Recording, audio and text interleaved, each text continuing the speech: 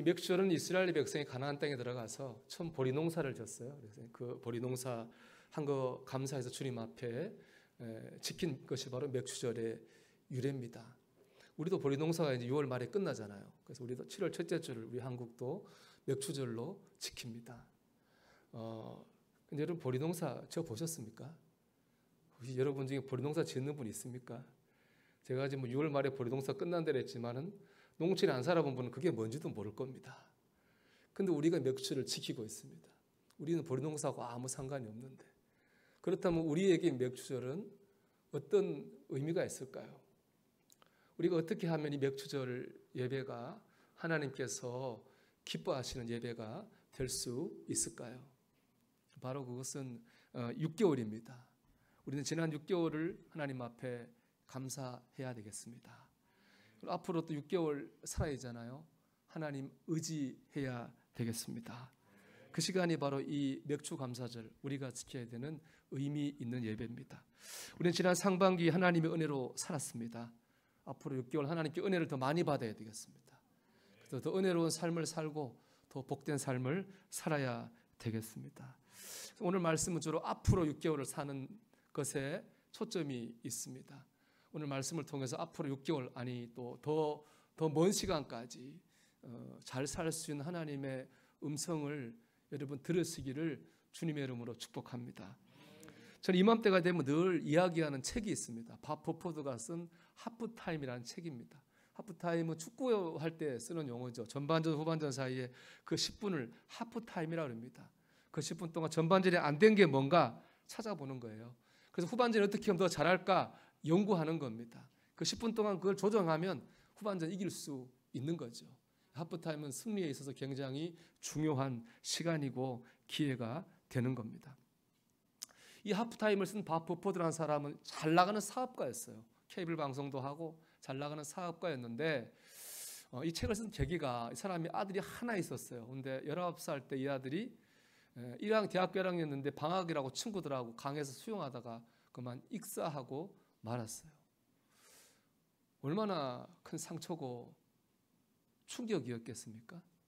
그러면서 그 일을 계기로 자기 자신의 삶을 돌아봅니다. 그리고 방향을 전환합니다.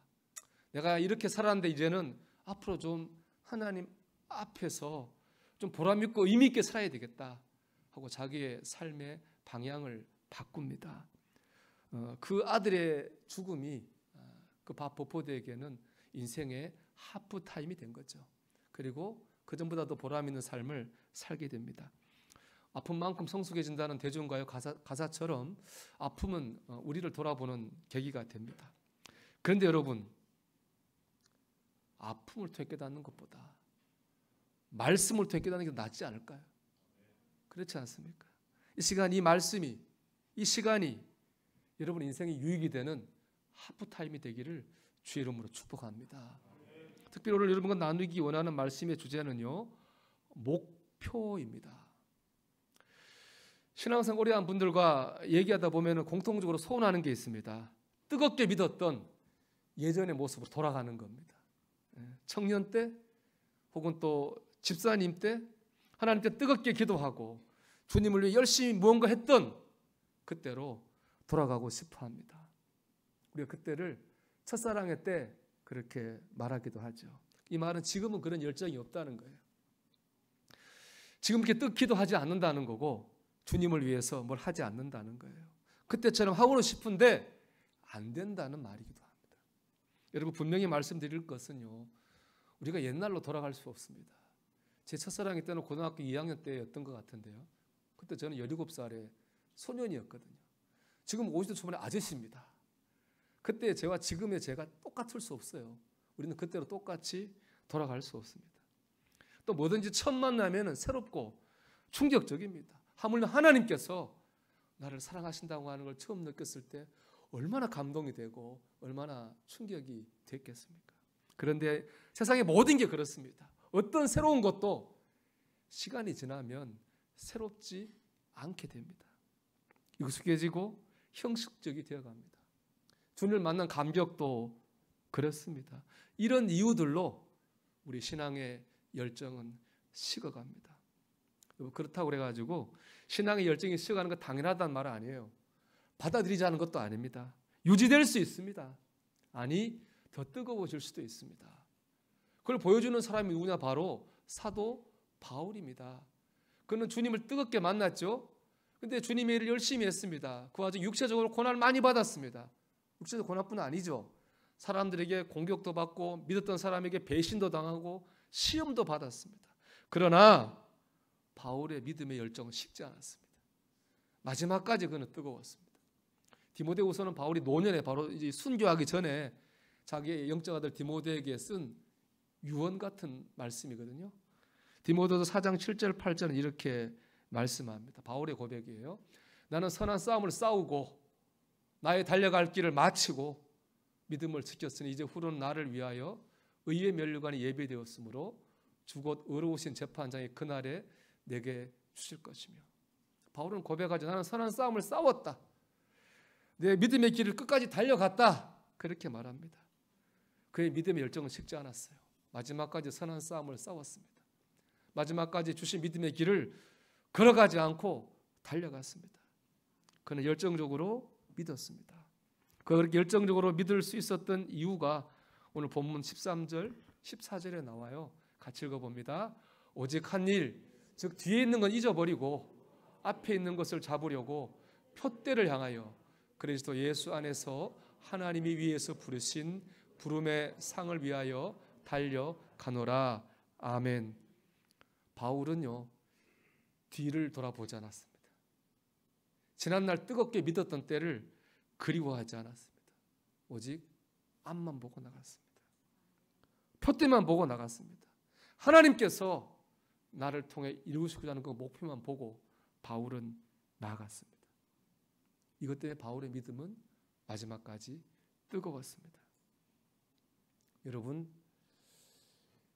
가지고 있는 신앙인으로서의 목표는 무엇입니까? 여러분 혹시 그것을 지금 바라보고 있습니까? 열정은요, 과거를 그리워한다고 생기는 것이 아닙니다. 열정은 앞으로 이루어야 할 목표를 바라보는 데서 나옵니다. 우리가 뜨겁고 충만한 삶을 살고자 한다면 우리는 신앙의 목표를 세워야 되고 바라보아야 됩니다. 그것이 우리를 뜨겁게 할 것입니다. 충만하게 하게 할 것입니다. 바라기는 믿음의 목표를 바라보는 가운데에 뜨겁고 충만한 그리워하는 그런 삶이 오늘 살아갈 수 있는 저와 여러분이 되시기를 주의 이름으로 축원합니다. 이를 위해 권면합니다. 자신을 제한하지 말고 하나님을 향해 마음의 문을 여셔야 됩니다. 오늘 13절에서 바울은 이렇게 말합니다. 형제들아, 나는 아직 내가 잡은 줄을 여기지 아니야. 잡은 줄 여긴다는 말은 사실 그 당시에 빌립보 교회 안에서 문제 일으키는 사람들이 있었어요. 그 사람 향한 공격이에요. 그러니까 당시 빌립보 교회 안에는 이미 잡은 줄로 생각하는 사람들이 있었어요. 그들은 믿으면 구원받는다는 말씀을 편협하게 이해했습니다. 믿으면 구원받았으니까 끝!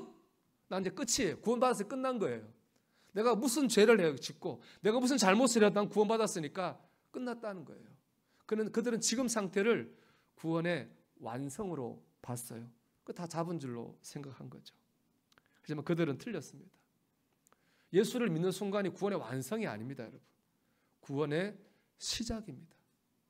빌립보서 2장 12절의 말씀이에요. 항상 복종하여 두렵고 떨림으로 너희 구원을 이루라라고 하셨거든요. 예수님 믿는 순간은 구원의 시작입니다. 예수를 믿을 때 이걸 칭의라고 그래요. 의롭다 칭함을 받는 거예요. 글자 그대로 칭함만 받는 거예요. 그 다음부터 어떻게 됩니까? 정말로 의로워지려고 노력해야 돼요. 그런 과정을 통해서 우리의 믿음이, 우리의 구원이 완성되어져 갑니다. 여러분, 우리는 아직 우리의 구원은 완성되지 않았습니다. 우리는 완성되어져 가는 과정에 있을 뿐입니다. 그런데 주님은 계속 우리 역사하고 계십니다. 우리를 통해 일하고 계십니다. 그렇기 때문에 하나님의 뜻을 내가 제한해서는 안 됩니다. 제가 이번 설교 준비하면서 예전에 우리 사회에 회사나 교회나 사명 선언문 쓰는 어떤 캠페인이 일어났거든요. 그 캠페인 일으킨 책이 있어요. 그 기적의 사명 선언문이라는 책이 있는데 그 책을 한번 다시 읽었는데 마음에 참 와닿는 내용이 있더라고요. 내 역할이 곧 내 사명은 아니라는 겁니다. 내 역할은 내 사명이 아닙니다. 역할과 사명을 혼돈해서는 안 됩니다. 특별히 이런 혼돈이 여성들에게 많이 일어난다고 합니다. 여성들은 아내로서 또 어머니로서 굉장히 역할을 많이 해요. 거기에 마음과 열정을 다 쏟지 않습니까? 그런데 그러다가 사랑하는 남편과 사별한다거나 아이들이 커서 품을 떠나면 그래서 역할이 없어지면 뭘 해야 될지 몰라서 방황합니다. 심지어는 내가 누구지? 내가 뭐 하는 사람이지? 정체성의 혼란을 겪기도 하는 거죠. 여러분 역할과 사명을 혼돈하기 때문에 그렇습니다. 여러분 신앙의 목표를 제한해서는 안 됩니다. 아내로서 일이 없었다 그래서 어머니로서 역할이 축소되었다고 그래서 사명이 없어진 것은 아닙니다. 하나님은 여러분을 가정과 자녀를 뛰어넘는 더 큰 목표로 우리를 부르셨다고 하는 것을 우리는 잊지 말아야 됩니다. 저도 그런 생각이 들더라고요. 저도 언젠가 이제 은퇴하는 목사가 되겠죠. 은퇴했다고 끝이 아니구나.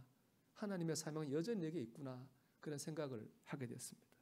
여러분 15절 한번 보세요. 같이 읽어볼게요. 만일 어떤 일에 너희가 달리 생각하면 하나님이 이것도 너희에게 나타내시리라. 아멘. 우리가 이런저런 이유로 나의 생각을 제한하거나 현실에 안주하려는 마음을 버리고 내가 주님을 위해 뭔가 해야 되겠다. 우리 생각을 달리하면요, 하나님께서 우리에게 그 길을 보여주세요. 깨닫게 하셔요. 내가 어디로 가야 될지 알게 하신다는 거예요. 제 친구가 영등포에서 목회하거든요. 아파트 상가에 있는 교회인데 크지 않죠. 거기 이제 큰 교회 많은 걸 맡아 담당하는 장로님이 용산에서 크게 이제 컴퓨터 전자기 크게 했어요. 그러다가 뭐 오래 전에 그 사업이 부도가 났어요. 그 장로님이 이제 역할을 못 하는 거잖아요. 그 장로님이 생각을 했대요. 내가 이제 이렇게 돼서 교회에 11조도 제대로 못 하고 어떻게 할까 하다 그런 마음이 들더라고요. 내가 11조 하는 마음으로 전도를 열심히 해야 되겠다. 전도했답니다. 같이 회사 어려웠던 분들이 주변에 있을 거 아니에요. 그분들을 교회로 인도했습니다. 그분들과 같이 이야기하면서 신앙을 가지게 되고 삶이 회복되면서 교회가 오히려 하나님께 큰 은혜를 받는 그런 기회를 가졌다 그래요. 여러분 그렇습니다. 현실과 내 생각에 따라 제한해서는 안 되는 거예요. 마음을 열면 주님이 인도하실 줄 믿습니다. 주님 내가 여기 있습니다. 나를 써주세요. 우리 그런 마음 가지고 주님 앞에 설 때 주께서 우리에게 목표를 주시고 사명을 줄 줄로 믿습니다. 두 번째 목표가 우리를 온전케 한다고 하는 것을 믿어야 됩니다. 여러분 예수님을 믿으면 사람이 변할까요? 변하지 않습니다. 홍정길 목사님께서는 기질대로 쓴 하나님 책이 있거든요. 그 책에 보면 사람을 4개의 기질로 구분해요. 그건 뭐 하나님이 이렇게 주신 거예요. 천성. 안 변해요. 천성은 변하지 않아요. 네. 여러분 그러고 보면은 사람 웃잖아요. 왜 이렇게 욱하는 사람이 있는가 하면은 급해서 소심한 그런 사람도 있잖아요. 그런 건 변하지 않아요. 사람은 변하지 않거든요. 그런데 또 사람은 변해요. 성경 보면 변한 사람 많잖아요. 우리 교회사에 변한 사람 수두룩 하잖아요. 우리 주변에 예수 믿고 변한 사람 있어요. 사람은 안 변하는데도 변해요. 왜 변할까 여러분? 목표가 변했기 때문에 그렇습니다. 천성이 변한 게 아니라 목표가 변했습니다. 천성은 그대로예요. 근데 목표가 변하면 사람이 변해요. 내가 좀 주님의 뜻을 위해 살아야 되겠다 생각하면은 욱하는 것도 죽이는 거예요. 소심한 사람 용기를 내는 거죠. 이 목표를 쫓아가다 보면 말도 생각도 행동도 달라지는 거예요. 그게 성숙이고 변합니다. 목표가 있을 때 우리는 이것처럼 온전해지게 되는 것입니다. 목표가 없으면 변하지 않는 거죠. 그런가 하면 마태복음 11장 29절에 주님 이렇게 말씀합니다. 나의 멍에를 메고 내게 배우라. 그러면 너희 마음이 쉼을 얻으리니. 멍에는 소 어깨에 매는 큰 저 나무잖아요. 그걸로 소를 조종하거든요. 그거 무거운데 매는데 어떻게 실 수가 있어요? 더 무겁지. 그런데 이게 중요한 건 이 멍에가 그 멍에가 아니라 주님의 멍에라는 거죠. 주님이 어깨에 맨 건 뭐죠? 십자가죠. 십자가는 뭐예요? 하나님 아버지께서 주님께서 하라고 하신 사명이 십자가잖아요. 즉 우리도 예수님처럼 사명을 붙들고 나가면 뭘 얻어요? 쉼을 얻는다는 거예요. 왜 사명을 붙드는데 쉼이 생길까요? 사명이 우리 삶의 기준이 되기 때문에 그렇습니다. 이 세상의 모든 거 다 버리고 자연 속에 사는 사람, 행복을 누리는 사람들 TV에 보면 나옵니다. 그 사람들이 자연 속에서 살면서 행복을 누리는 이유는 왜 그렇습니까? 옛날에 세상에 살 때와 기준이 달라졌기 때문에 그렇습니다. 자연에 사는데 여전히 세상에 살던 때처럼 성공과 부의 축적이 기준이라면 그들은 그 산속에서 절대로 행복할 수 없을 거예요. 근데 기준이 달라졌거든요. 그러니까 그 산속에서도 행복한 거겠죠. 성공과 부가 기준이라면 그거 못 이루는 사람은 스스로 실패자가 되는 거예요. 만족이 없을 거예요. 그런데 하나님 안에서 화목한 가정을 이루는 게 목표야 라는 목표를 가진 사람, 그게 기준이 되는 거예요. 그래서 하나님 안에서 화목한 가정이 되면 그걸로 만족함을 얻는 거죠. 기쁨을 얻는 거예요. 그래서 주님의 멍에를 매면 우리가 주 안에서 쉼을 얻을 수 있는 겁니다. 목표가 기준이기 때문에 그렇습니다. 여러분, 신앙적인 목표를 바라보며 살 때 우리는 온전해지고 영적인 만족을 누릴 수 있습니다. 이것을 꼭 기억하시기를 주의 이름으로 축복합니다. 여러분, 마지막으로 나의 사명 선언문을 한번 작성해 보십시오. 오늘 말씀은 여러분 한번 맞아 그래 그렇지 하고 끝내면 안 되는 말씀입니다. 정말로 삶에 적용해야 되는 말씀이에요. 기적의 사명 선언문에 보면은 예수님의 사명 선언을 요한복음 10장 10절의 말씀이다라고 말합니다. 내가 온 것은 양으로 생명을 얻게 하고 더 풍성히 얻게 하려는 것이라. 이게 주님의 사명 선언이라는 거예요. 주님이 온 것은 양인 우리로 하여금 구원받고 생명 얻게 하기 위해 오셨어요. 더 풍성히 얻는 거죠. 이 땅에서 주님 때문에 살맛 나게 하려고 오신 거예요. 주님 이것 때문에 전도하셨고 말씀 전하셨고 치유하신 거죠. 이 사명을 기준으로 주님은 삶을 엮어가신 거예요. 이 사명 선언문의 특징이 있어요. 뭐죠, 여러분? 짧죠. 간단해요. 그리고요, 분명해요. 명확해요. 목표는 여러분 짧아야 돼요. 명확해야 돼요. 분명해야 됩니다. 그래야 바라볼 수 있어요. 그래 거기서 힘을 얻을 수 있는 겁니다. 여러분이 그리스도인으로 살아야 될 이유와 목표를 분명하고 명확하게 작성해 보십시오. 그 사명이 여러분을 뜨겁게 하고 힘나게 하고 끌어가는 역사가 있게 될 줄로 믿습니다. 조영미수라는 권길중 박사님이라는 분이 있습니다. 이분이 미국으로 이민을 좀 갔는데 열심히 공부하고 작품 활동 열심히 했습니다. 능력도 인정받았습니다. 세계 100대 조형 건축가로 선정되어 있는 영광도 얻었습니다. 돈도 벌 만큼 벌었고 명예도 높아질 만큼 높아졌습니다. 그런데 그만 식도암이라고 하는 병에 걸렸어요. 사형 선고를 받았습니다. 식도에 암이 있으니까 음식을 못 먹어요. 그래서 코에 그 줄을 꽂고 미음을 먹어요. 못 먹으니까 몸에 기운이 없어져서 자리에서 일어나지도 못해요. 정말 죽음이 가까이 왔다고 느낄 수밖에 없는 그런 상황이죠. 근데 그렇게 생활하던 어느 날 마음속에 이런 생각이 들더랍니다. 내가 한 생을 살면서 하나님을 위해 한 것이 무엇이 있지? 솔직히 나는 나의 예술과 명예를 위해 산 것밖에 없고 신앙생활이라고는 고작 주일에 교회 나가는 정도였으니 이제 하나님 앞에 서면 내가 뭐라고 말해야 되지? 그런 고민, 먼저 죽는다고 생각하는 그렇겠죠. 그런 고민이 들기 시작했습니다. 근데 그때 마침 그 미국의 연병과학기술대학 총장으로 김진경 목사님이 와서 연설했는데 그 연설 테이프를 가족 중에 누가 하나 가지고 왔대요. 그 테이프를 이제 들은 거죠. 테이프에 나오는 얘기입니다. 여러분, 하나님의 영광을 위해 복음을 위해 살고 싶다면 연병과학기술대학으로 오십시오. 중국의 젊은이들이 기다리고 있습니다. 그들의 복음을 전할 수 있습니다. 그들의 장례를 통해서 하나님의 영광 받을 수 있도록 여러분은 하늘에 썩는 미랄이 될 수 있습니다. 그 말을 듣는데 그 한마디 한마디 말이 가슴을 찌르더라 합니다. 그리고 눈물로 부르짖었습니다. 하나님, 제가 진작 이 사실을 알았다면 얼마나 좋았을까요? 하지만 지금은 하고 싶어도 아무것도 할 수 없는 병든 몸이 됐습니다. 주님, 저를 불쌍히 여겨주세요. 눈물로 기도했답니다. 근데 갑자기 이상한 일이 났습니다. 얼음장에 차갑던 손이 따뜻해지더라 합니다. 갑자기 뭔가 먹고 싶어지더래요. 콧줄을 빼고 입으로 미음 먹기 시작했습니다. 그 며칠이 지나 잘 먹기 시작했습니다. 나은 거죠. 의사들도 다 연구 대상이라 했습니다. 그래서 겨우 움직일 수 있을 때쯤 부인하고 짐 싸들고 연변으로 날아갔습니다. 그리고 연변 과학기술대학교 조형학과의 건축과의 교수로 일하게 됐습니다. 하나님의 영광을 위해 살겠다는 목표가 그를 일으켰습니다. 제가 오늘 이 말씀을 그렇지 한번 하는 긁고 끝내는 말씀으로 들으면 안 된다고 말씀드린 이유가 바로 여기에 있습니다.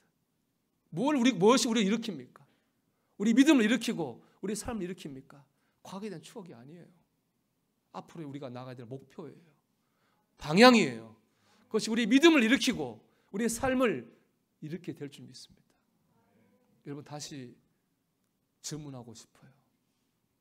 여러분, 신앙인으로서 여러분 목표가 무엇입니까? 지금 그 목표를 바라보고 있습니까? 그것을 꼭 바라보시기 바라요. 굳게 바라보셔야 됩니다. 끝까지 바라보시기 바랍니다. 목표를 붙들고 나감으로 우리 승리하는 믿음의 삶을 살아갈 수 있는 저와 여러분이 되기를 주님의 이름으로 축원합니다.